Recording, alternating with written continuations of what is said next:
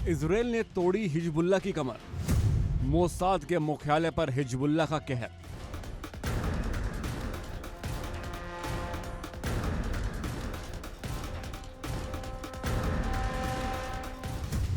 Israeli हमले में Hezbollah का टॉप कमांडर ढेर। तेल अवीव में जवाबी मिसाइल दागने में हिजबुल्लाह ने नहीं की देर।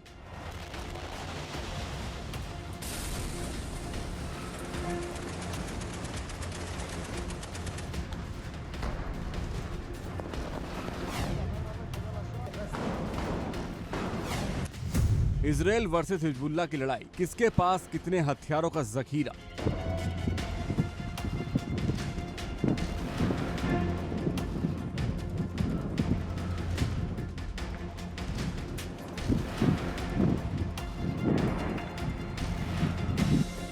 इजराइल ने साउथ लेबनान में हिजबुल्लाह के खिलाफ मोर्चा खोल दिया है। मानो दोनों के बीच ये जंग की शुरुआत है। इजराइल अब हिजबुल्लाह पर घातक मिसाइलों से हमले कर रहा है। इस हमले में 24 घंटे के अंदर ही इजराइल को सबसे बड़ी सफलता उस वक्त मिली जब हिजबुल्लाह का रॉकेट और मिसाइल विशेषज्ञ इब्राहिम कुबैसी मारा गया। इस खबर की पुष्टि करते हुए इजरायली सेना ने लिखा, बैरूत में इजरायली एयरफोर्स के एयर स्ट्राइक में इब्राहिम मोहम्मद कुबैसी मारा गया। कुबैसी हिजबुल्लाह आतंकवादी संगठन के भीतर कई मिसाइल इकाइयों का कमांडर था, जिसमें प्रिसाइजन गाइडेड मिसाइल यूनिट भी शामिल थी। इजराइल पर मिसाइल हमले का वो जिम्मेदार था। इन हमलों की वजह से 2000 से ज्यादा लोगों की मौत हो चुकी है। कुबैसी मिसाइल विशेषज्ञ के रूप में हिजबुल्लाह के वरिष्ठ सैन्य नेताओं के करीब था। कुबैसी की मौत की पुष्टि आतंकी संगठन हिजबुल्लाह ने भी कर दी है। हिजबुल्लाह ने कुबैसी को शहीद बताया है। आपको बता दें कि इजराइल के इस हमले में हिजबुल्लाह के 2 और कमांडर मारे गए हैं।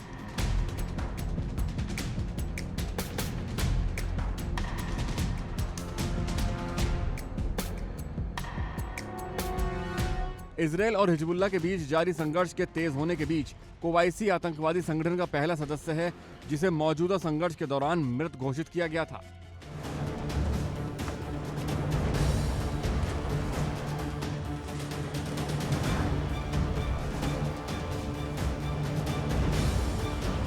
कुबैसी 1980 से ही हिजबुल्लाह से जुड़ा हुआ था। उसकी मौत के बाद हिजबुल्लाह ने बदला लेने की बात कहते हुए इजराइल ने खुफिया एजेंसी मोसाद के मुख्यालय पर मिसाइल दागने का दावा किया है। यही वजह है कि तेल अवीव में रात भर वार्निंग सायरन सुनाई दे रहे हैं।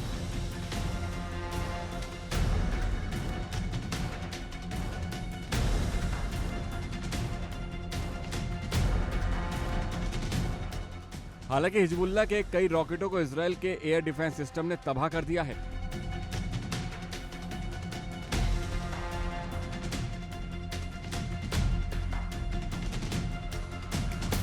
रिपोर्ट्स के मुताबिक हिजबुल्लाह ने देश की राजधानी के पास मोसाद के मुख्यालय पर कादर 1 बैलिस्टिक मिसाइल दागे।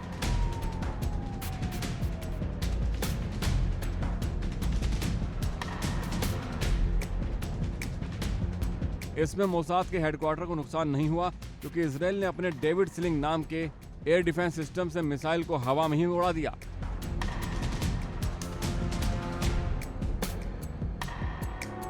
यह पहली बार है जब हिजबुल्लाह ने सीधा तेल अवीव पर हमला किया है।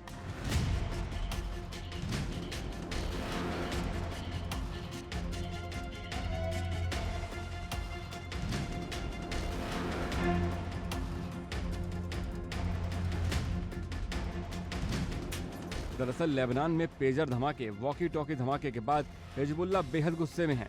इसीलिए वो इजराइल पर रह रहकर मिसाइल दागने में लगा है। लेकिन इजराइल भी हिजबुल्लाह पर ऐसा प्रहार कर रहा है मानो ये जंग का क्लाइमैक्स हो। इजराइल का आक्रमण इतना खतरनाक हो गया है कि पिछले 24 घंटे में इजराइल ने 250 से ज्यादा लाखों विमानों से हिजबुल्लाह के ठिकाने, हथियारों और गोला बारूदों को तबाह कर दिया।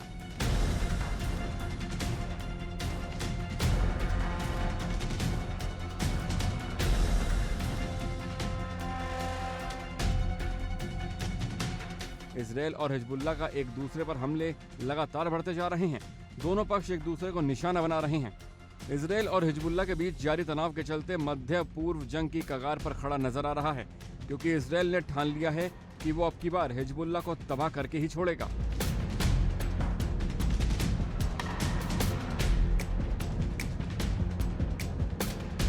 इस बीच लेबनान ने कहा है कि केवल अमेरिका ही इस लड़ाई को समाप्त करवा सकता है, जिससे साफ है कि इजराइल ताबड़तोड़ हमले में हिजबुल्लाह की कमर लगभग टूट चुकी है और ऐसे में उसके मिसाइल विशेषज्ञों का ढेर हो जाना हिजबुल्लाह को एक बड़ा झटका माना जा रहा है,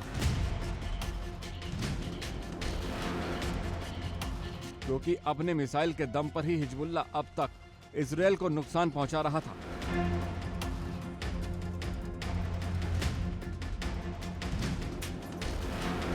ऐसे में ये जानना जरूरी है कि आखिर इजराइल और हिजबुल्लाह में कौन कितना ताकतवर है, किसके पास कितने हथियार हैं, बताएंगे अगली रिपोर्ट में।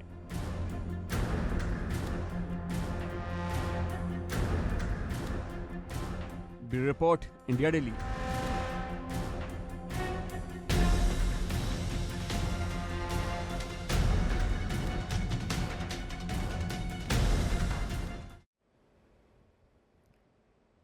पहले हिजबुल्लाह के सैकड़ों पेजर्स में दूर बैठकर ट्रिगर के जरिए विस्फोट कराया, फिर दक्षिणी लेबनान के अंदर हथियारों को तबाह किया गया और अब आईडीएफ ने हिजबुल्लाह के टॉप कमांडर और मिसाइल विशेषज्ञ कुबैसी को मार गिराया है। लेकिन फिर भी इजराइल की बमबारी अभी भी जारी है, तो दूसरी तरफ हिजबुल्लाह ने भी इजराइल पर रॉकेट दागने में कोई कमी नहीं छोड़ी है।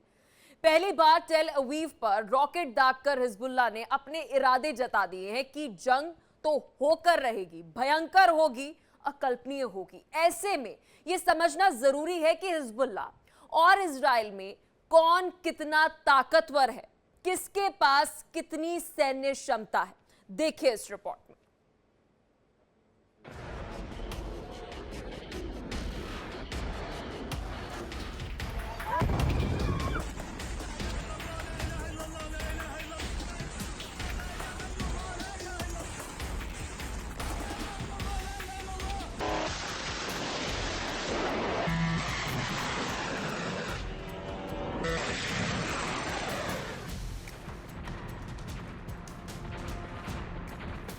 सबसे पहले हिजबुल्लाह की ताकत के बारे में जानते हैं कि उसके पास हथियारों का कितना भंडार है। दरअसल ईरान समर्थित हिजबुल्लाह ने दशकों से विशाल हथियारों का जखीरा इकट्ठा कर रखा है।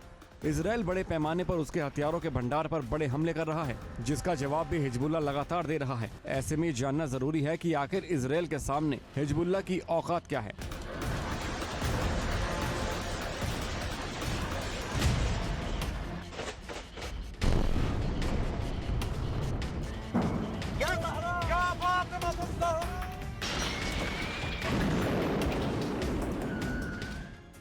हिजबुल्लाह ऐसा अकेला लेबनानी गुट है जिसने 1975 से लेकर 1990 के लेबनान के गृहयुद्ध की समाप्ति के बाद भी अपने हथियार बरकरार रखे हैं। माना जाता है कि उसके पास लेबनान की राष्ट्रीय सेना से भी अधिक शक्तिशाली हथियार और फौज है। हिजबुल्लाह के पास बिना निर्देशित भारी तोपखाना, रॉकेट, बैलिस्टिक मिसाइलों के साथ साथ विमान रोधी, टैंक रोधी और जहाज रोधी मिसाइलों की एक विस्तृत श्रृंखला है। हिजबुल्लाह का मिलिट्री बजट करीब $700 मिलियन का है, जिससे आमतौर पर ईरान से फंड किया जाता है।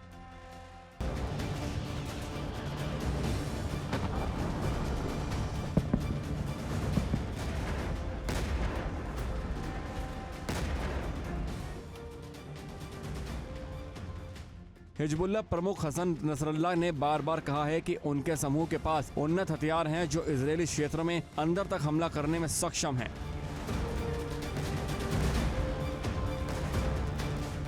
हिजबुल्लाह के पास 1 लाख प्रशिक्षित लड़ाके हैं। इस संगठन के नेता हसन नसरुल्लाह ने 2021 में दावा किया था। हालांकि दूसरे आकलन कहते हैं कि उसके पास 20,000 फुल टाइम फाइटर्स हैं तो 20,000 रिजर्व फाइटर्स। हिजबुल्लाह के पास कितने रॉकेट और मिसाइलों की सेना है?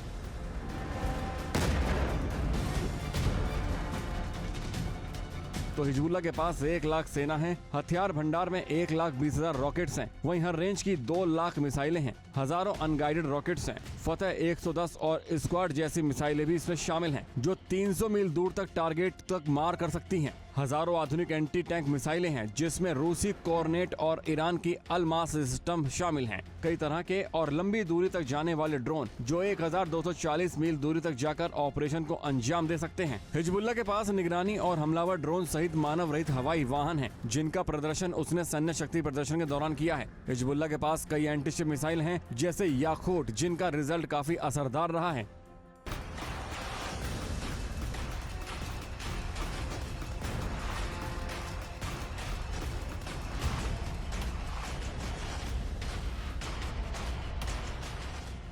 हिजबुल्लाह के पास लड़ाई का पर्याप्त अनुभव है। सीरिया गृह युद्ध में हिजबुल्लाह हर तरह से इन्वॉल्व रहा है। सीरिया के गृह युद्ध में राष्ट्रपति बशर अल असद के पक्ष में वर्षों तक लड़ने के कारण समूह को अच्छा खासा युद्ध अनुभव भी है। इतना ही नहीं, हिजबुल्लाह ने लेबनान के दक्षिण में बड़ा प्रभाव बनाए रखा है, जहां उसने छिपने के ठिकानों और सुरंग बनाई हुई हैं, जो बड़ी संख्या में हैं। इजरायल के टारगेट पर ये सुरंगें भी हैं। अब बात इजरायल की सैन्य ताकत की, तो इजरायल के पास एक पर्याप्त और परिष्कृत सैन्य शस्त्रागार है, जिसमें पारंपरिक बलों के साथ साथ परमाणु क्षमताएं भी शामिल हैं। इजरायल की सैनिक क्षमता कितनी है, जरा बताते हैं।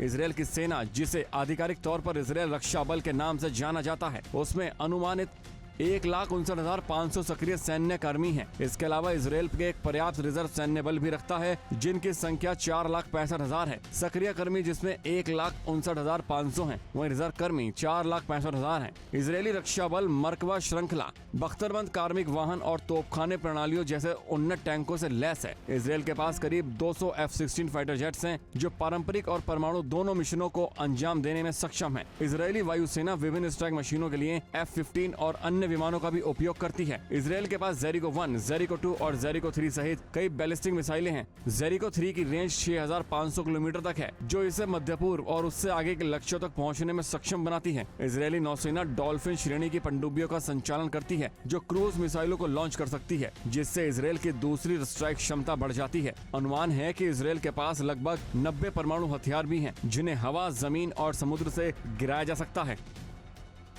इसके अलावा इजरायल ने दुश्मनों से आने वाले खतरों को रोकने के लिए आयरन डोम, डेविड स्लिंग और एरो सिस्टम जैसी उन्नत मिसाइल रक्षा प्रणालियां विकसित की हैं।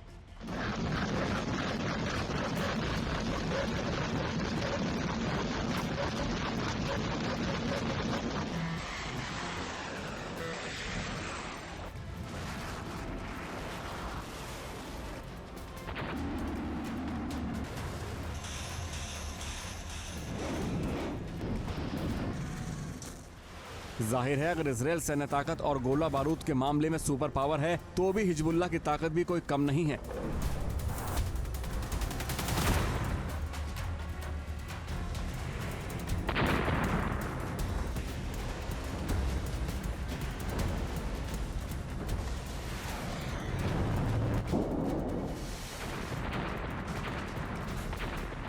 ऐसे अगर दोनों जिस तरह से एक दूसरे पर हमले कर रहे हैं, उससे साफ है कि आने वाले दिनों में ये जंग और विकराल होने वाली है।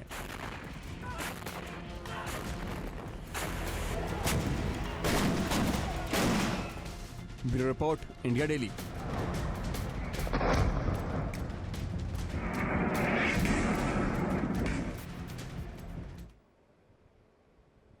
रशिया किसी भी वक्त परमाणु परीक्षण करने जा रहा है। रूस जिस जगह पर अपना एटमी टेस्ट करने जा रहा है, वो जगह आर्कटिक महासागर में है। इस जगह से इंसानों का दूर दूर तक कोई वास्ता नहीं होता। 1961 में सोवियत संघ ने यहीं पर दुनिया का सबसे बड़ा एटमी टेस्ट जो है वह किया था। अब तक इस जगह पर 200 से ज्यादा, आपको बता दें कि एटमी टेस्ट हो चुके हैं, न्यूक्लियर टेस्ट जिसे हम कहते हैं। लेकिन बड़ा सवाल यह है कि अगर रूस ये न्यूक्लियर टेस्ट करता है, तो फिर क्या चीन और अमेरिका चुप रहेगा, या फिर दुनिया में न्यूक्लियर टेस्ट का एक नया सिलसिला चल पड़ेगा? देखिए इस रिपोर्ट।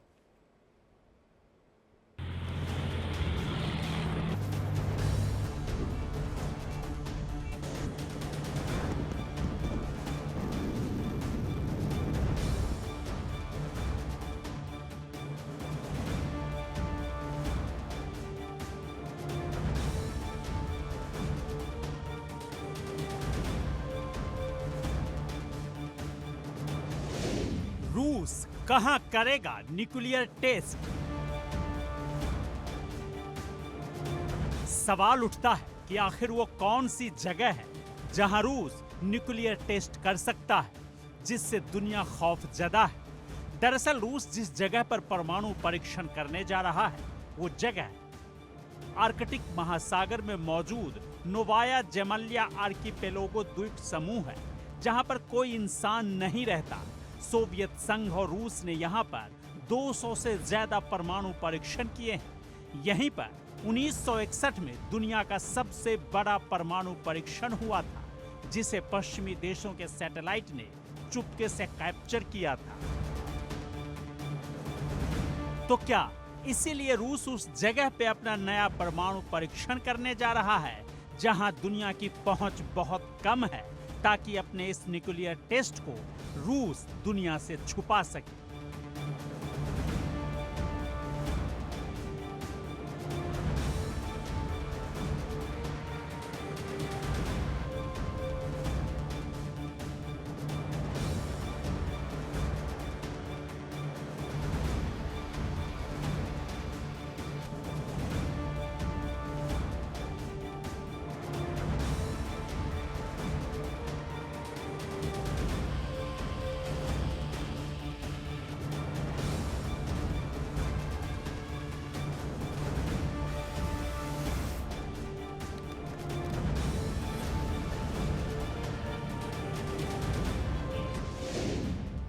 किसके पास कितने परमाणु हथियार? सवाल उठता है कि जब परमाणु बमों के हथियारों की होड़ चल पड़ी है, तो फिर यह देखना लाजमी होगा इस वक्त दुनिया में किन देशों के पास कितने परमाणु हथियार हैं।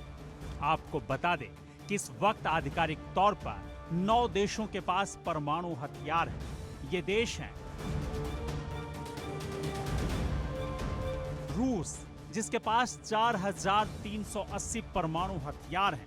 इनमें से 1,710 परमाणु हथियार रेडी मोड में हैं, जिसे रूस ने मिसाइलों और फाइटर जेट्स जैसे बम वर्षकों में तैनात कर रखा है। दूसरे नंबर पर अमेरिका है, जिसके पास 3,708 परमाणु हथियार हैं। अमेरिका ने भी अपने 1,770 परमाणु हथियारों को वॉरहेड्स में तैनात कर रखा है। मतलब जब जरूरत पड़ेगी तो अमेरिका एक बटन दबाकर इन बमों से तबाही ला सकता है। तीसरे नंबर पर चीन है, जिसके पास 500 परमाणु हथियार हैं, जिसमें से 24 को चीन ने रेडी मोड पर तैनात रखा है। चौथे नंबर पर फ्रांस, जिसके पास इस वक्त 290 हथियार हैं, जबकि 290 में से 280 हथियारों को फ्रांस ने तैनात कर रखा है। और 5वें नंबर पर इंग्लैंड है, जिसके पास 225 परमाणु हथियार हैं। इंग्लैंड ने भी अपने 225 में से 120 परमाणु हथियारों को रेडी मोड में रखा है। छठे नंबर पर भारत आता है, जिसके पास 172 परमाणु हथियार हैं। 7वें नंबर पर पाकिस्तान, जिसके पास 170 परमाणु हथियार हैं। मतलब कि भारत से 2 परमाणु बम कम पाकिस्तान के पास है। और 8वें नंबर पर इजराइल है, जिसके पास 90 परमाणु हथियार हैं, जबकि 9वें नंबर पर तानाशाह मुल्क और किम जोंग उन का मुल्क उत्तर कोरिया है, जिसके पास 50 परमाणु हथियार हैं। कुल मिलाकर 9,585 परमाणु बम इस वक्त दुनिया भर में मिलिट्री ग्रेड के हथियार हैं, जबकि करीब 3,904 परमाणु हथियार मिसाइलों और विमानों में तैनात रखे गए हैं, ताकि जब जरूरत पड़े तो इन्हें निकाला जा सके।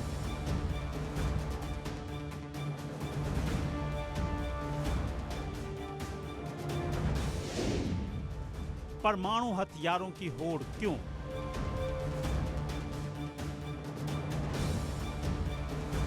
अब सवाल उठता है कि आखिर क्यों दुनिया भर में परमाणु बमों की होड़ बढ़ रही है। इसे समझना जरूरी है। दरअसल परमाणु हथियारों को कम करने की जो अंतर्राष्ट्रीय ट्रीटी या नीति है, वो इस समय कमजोर पड़ गई है। इसकी वजह है रूस यूक्रेन और इजराइल गजा युद्ध।